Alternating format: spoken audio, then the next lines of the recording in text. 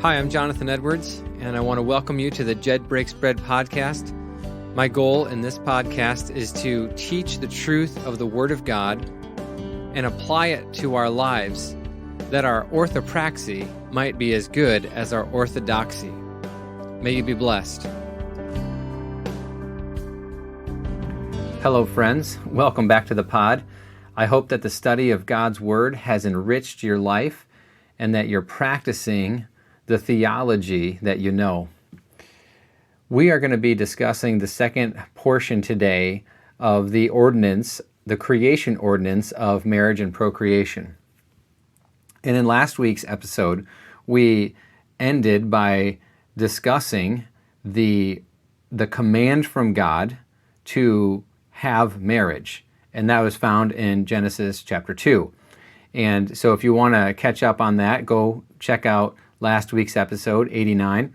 But today, we are going to be looking at how God's ideal for marriage became perverted. All right?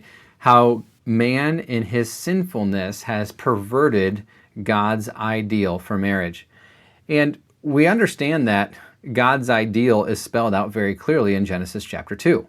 One man, one woman, creating an independent family, because they leave their father, they leave their mother, they join together, they become one flesh. And so there is a unique new bond that is created and an old bond that is done away with. The old bond being your attachment to your former family. God's ideal is very clear. One man, one woman for life. And that was excellent. And it worked out well for a few weeks. I happen to think that Adam and Eve didn't really live in the garden for a longer than a few weeks. I believe that because they were going to be obedient to the command of God to be fruitful and multiply, the fact that they did not conceive a child until after the curse leads me to conclude that they probably were only in the garden for a couple weeks, not long enough to actually conceive a child. So God's ideal lasted for a very short amount of time.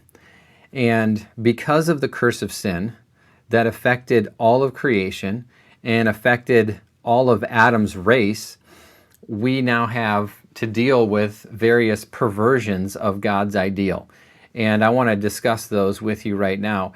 And I want you to understand that these are not what God intended, but they are endorsed by sinful men.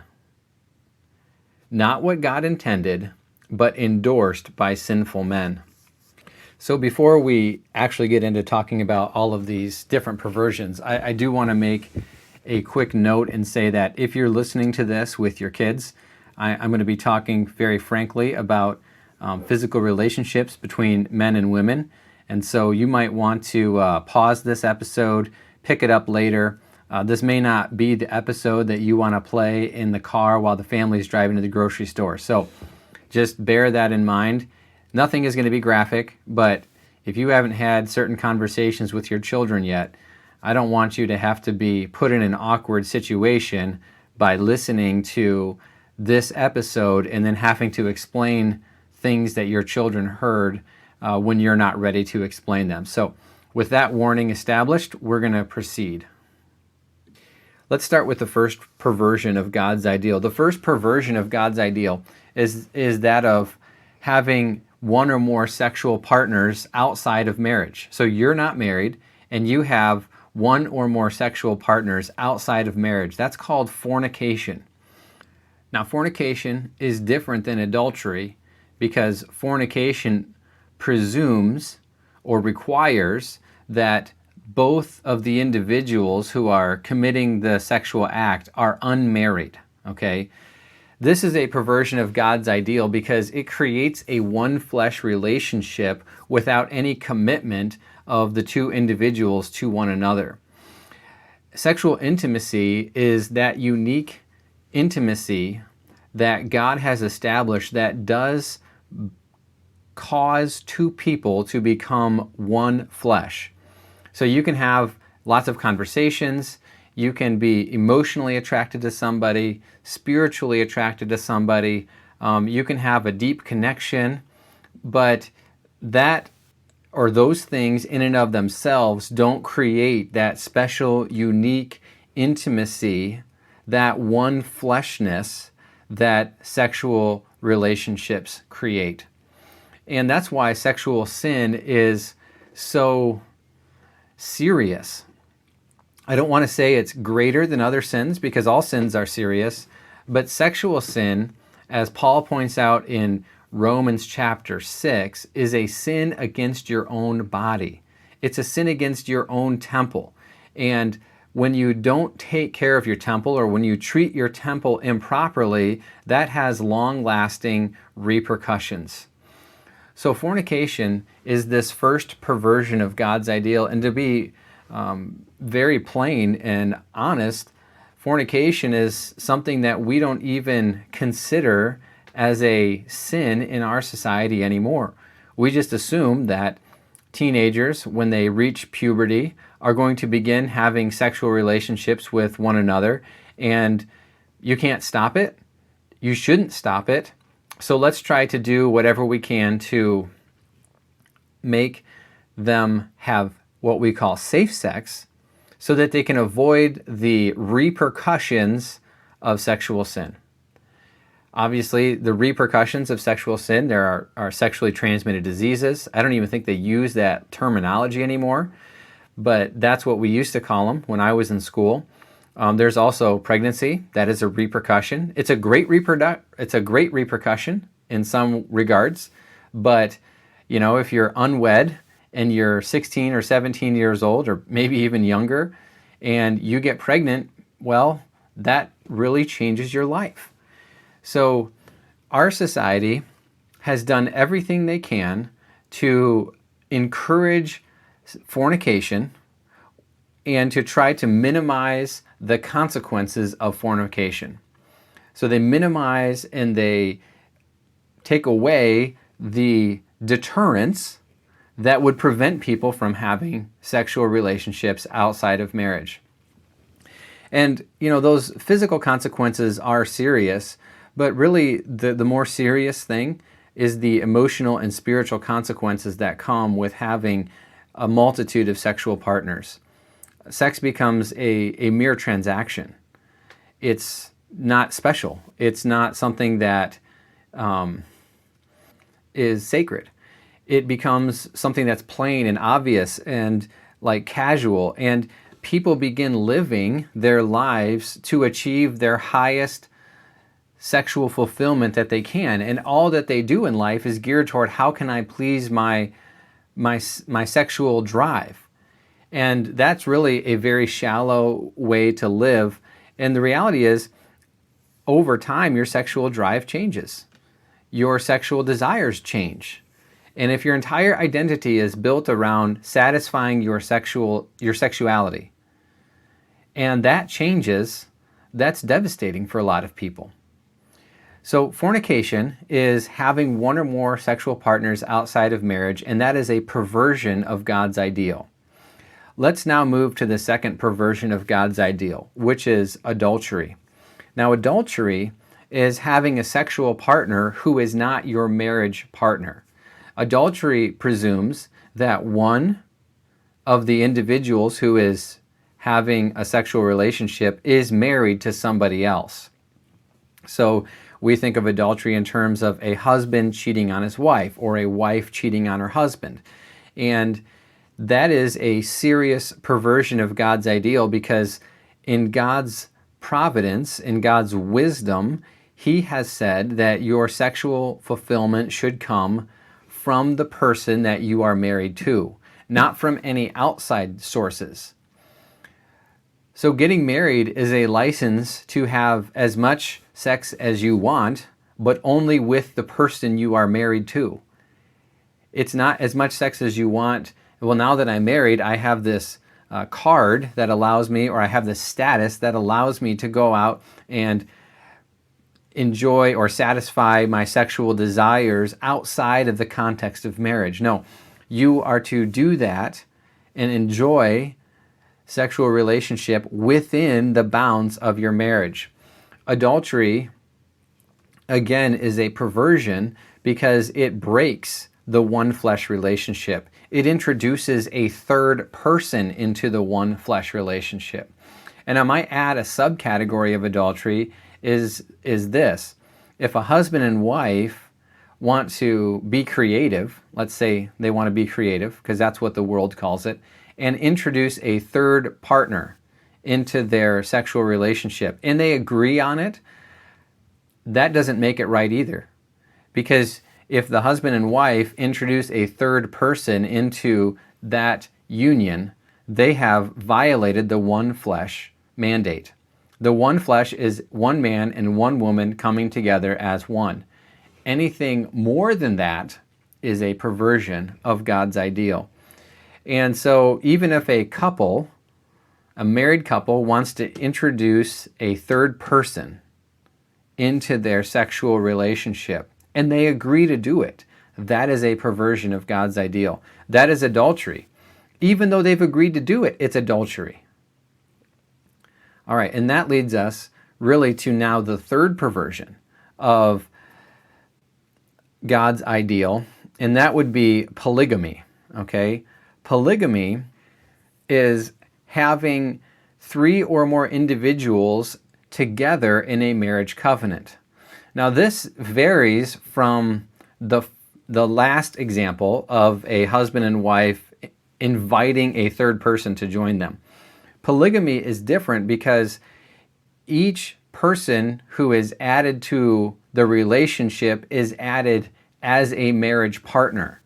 So we're saying this is a legitimate form of marriage for there to be one husband and multiple wives.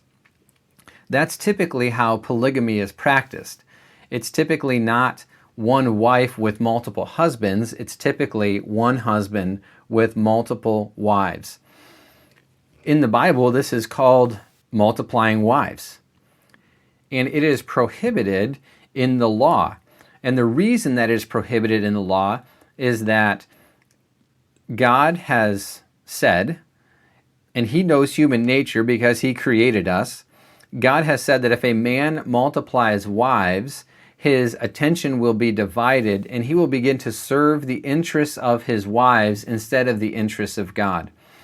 Typically, multiplying wives, or you are only going to multiply wives if you are wealthy or a politician of some sort. And I'm going to use the word politician, that's our lingo.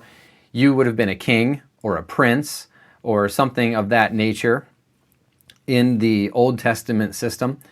And so if a king who was wealthy and powerful multiplied wives, that would be a way that his heart would be drawn away from the Lord and he would lead Israel astray.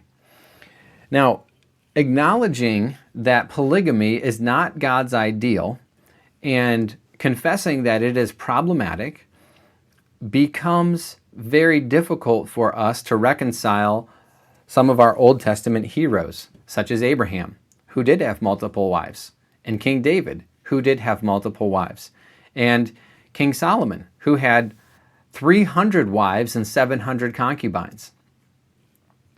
How do we reconcile what God allowed in the Old Testament with this ideal that is established right in the beginning of the writings of Moses in Genesis chapter 1 and 2? How do we reconcile that? Well, one thing that we can say is that God permits sin, but He doesn't endorse sin. He permits sin, but He doesn't endorse sin.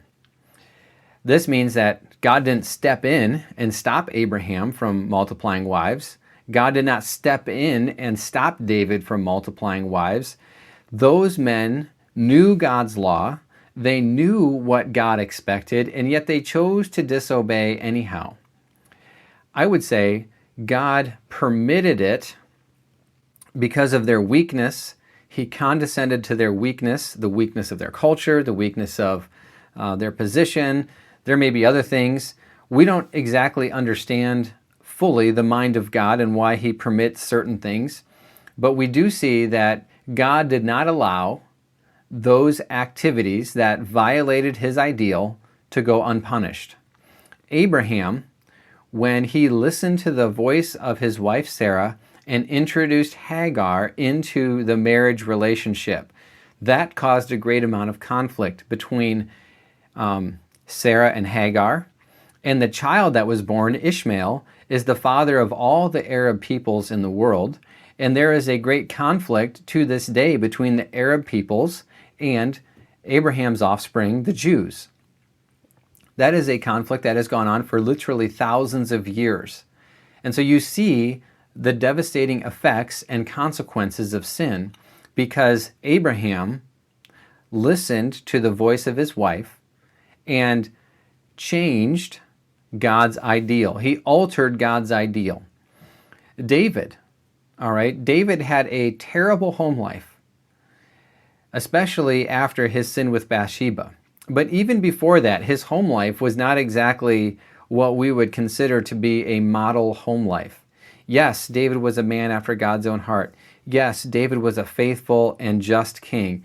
Yes, David had lots of admirable qualities, and he was an excellent man of God, and God used him to be the man who would ultimately have the lineage that would lead to Christ.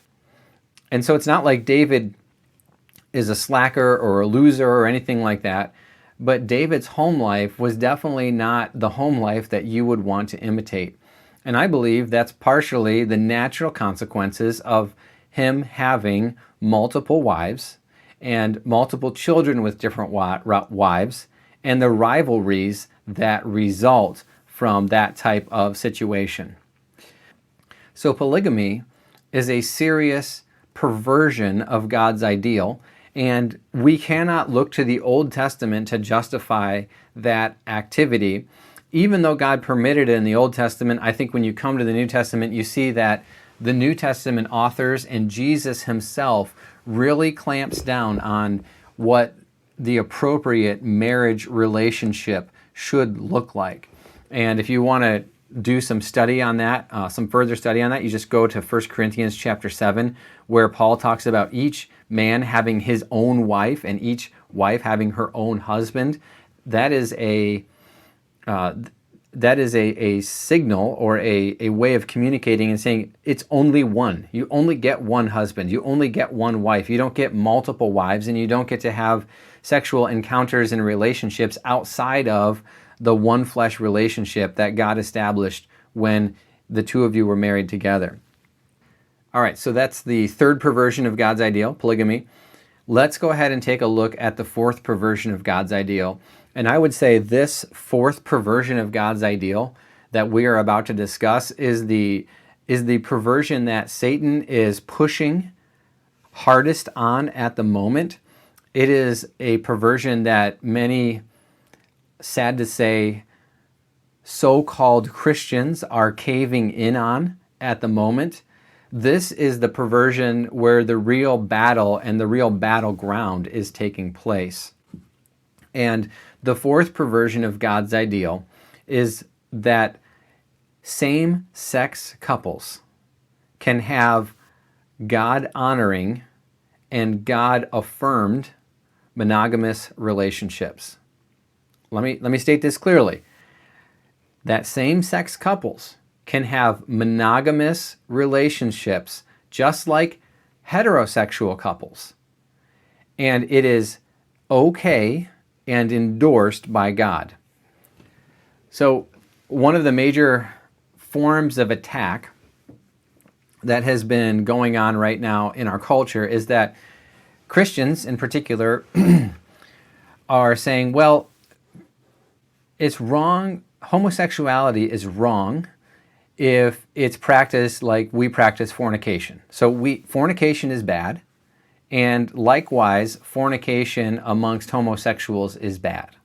But if homosexuals want to become married and live together and have a monogamous sexual relationship, that is okay because it falls within the bounds of what God established in Genesis chapter 2.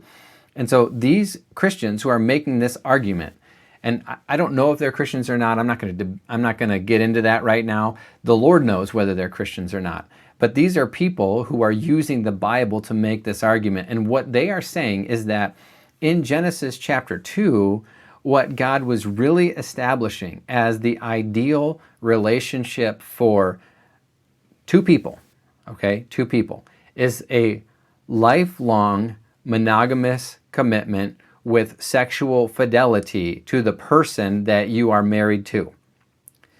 So they would say, yes, there is a creation ordinance of marriage.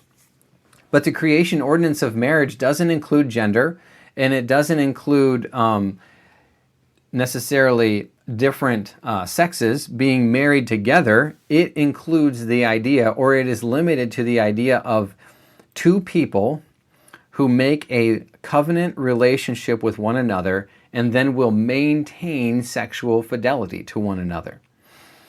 That is the argument that is being made by some Christians and even some non-Christians, and they're using the Bible and they're trying to pervert what God said.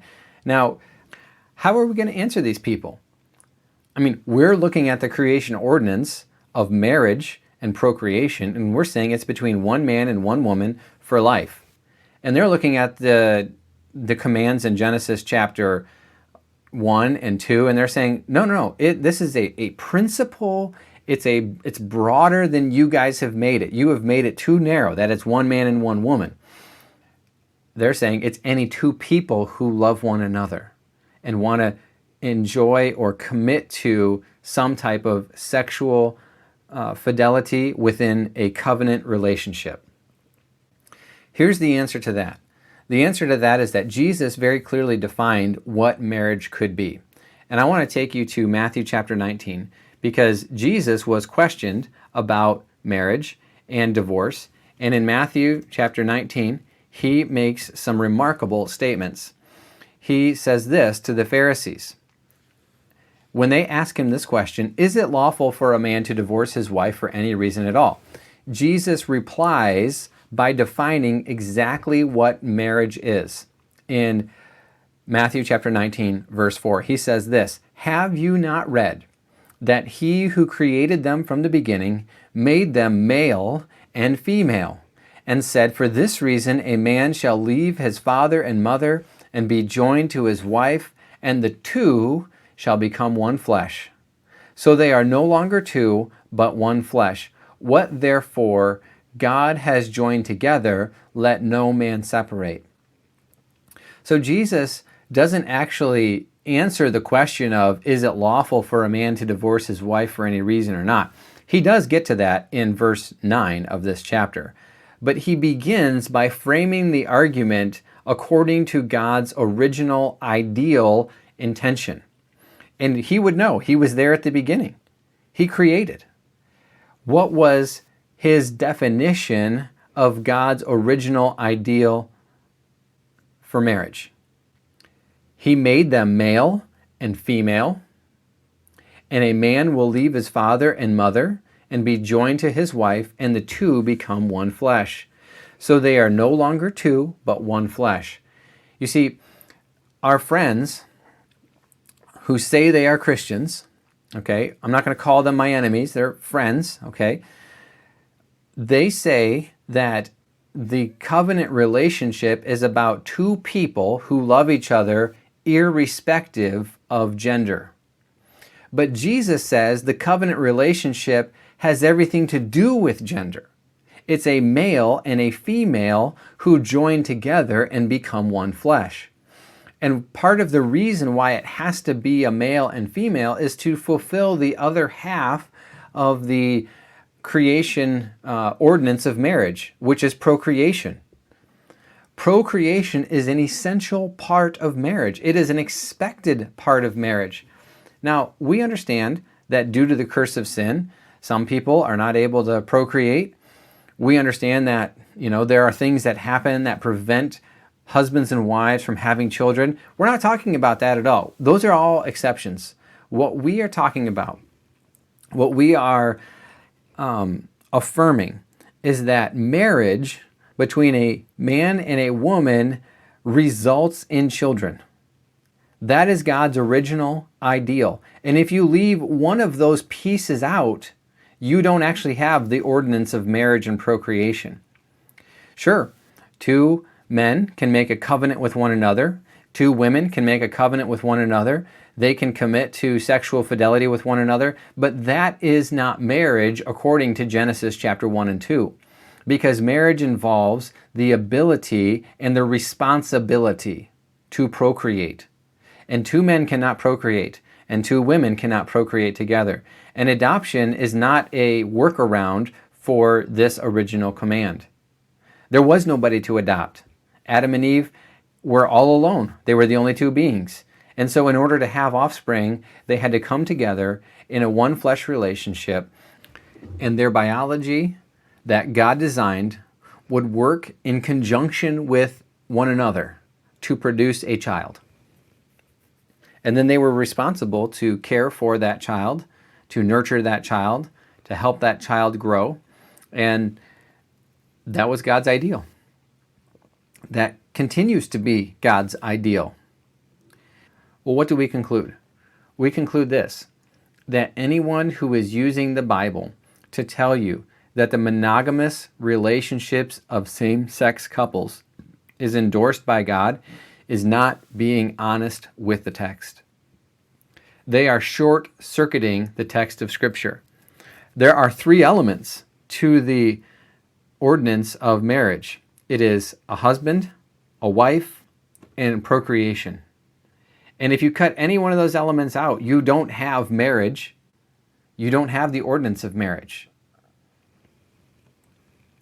My friends, this is a spot that Satan is attacking strongly right now. And I plead with you, don't give into it. Don't buy into those arguments. Make sure that when somebody uses the Bible, they are dealing with every element that's present in the text. If they gloss over some element of the text, and it's important to leave that out to make their argument is not biblical. Be strong. Stand firm. These are the perversions of God's ideal: fornication, adultery, polygamy, and same-sex monogamous relationships. Those are perversions of God's ideal. And my friends, we cannot tolerate them or endorse them because God does not tolerate them and endorse them. And if you want to live in a way that is honoring to God, you will not only hold to these things from an intellectual, theological perspective, but you will practice the ideal in your life, and you will reject all of the perversions. And you will speak against the perversions as you have opportunity. It's not enough to just say, well, let them do whatever they want to do. No, we have to stand firm and speak the truth against perversions of God's ideal. You don't have to be obnoxious about it. You don't have to beat somebody over the head with the Bible, but you need to stand firm on the Word of God. I don't think the right tactic is the tactic that some so-called Christians have used by holding signs that say, fags are going to hell. That's not the tactic that you want to use to communicate this truth. That's not winsome.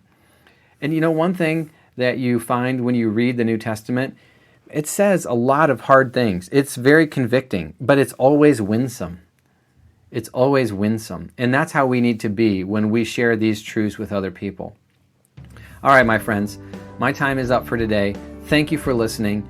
If you have any feedback, go ahead, hit me up on the email or through Facebook. Thanks so much for your time and attention. May God bless you as you seek to practice the truth.